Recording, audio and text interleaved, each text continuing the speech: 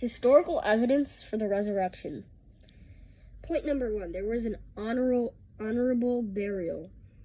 The idea of the honorable burial is basically the proof is, first of all, even though Romans intended for crucified individuals to, just kind of, sit on the cross and, be scavenged, the Jews, their law, the Torah, in the Old Testament, it said to always put people in a tomb to not pollute the land with all these dead bodies deep in the ground.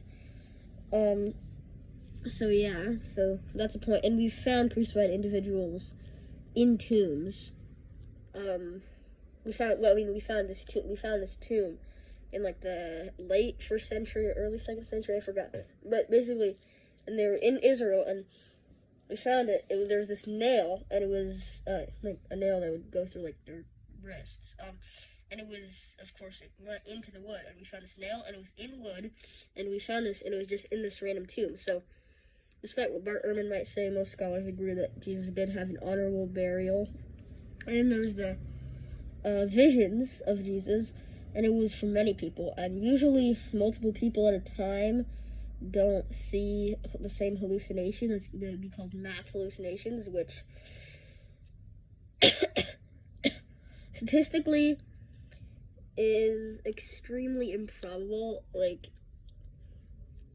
If you won the lottery 1 trillion times and then got shot by lightning 70 trillion times in a row, I don't think that'd be as unlikely as several people. It says, for example, in the Corinthian Creed, 500 people having a mass hallucination.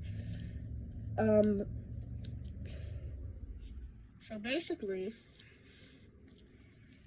and even if you survived all those 7 trillion, it wouldn't be as improbable.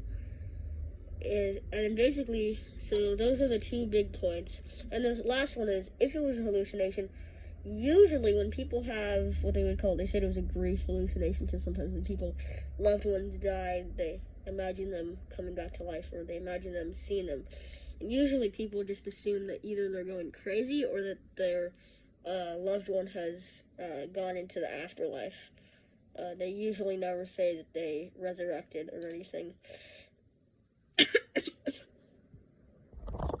Historical evidence for the resurrection. Point number 1, there was an honorable burial. The idea of the honorable burial is basically the proof is, first of all, even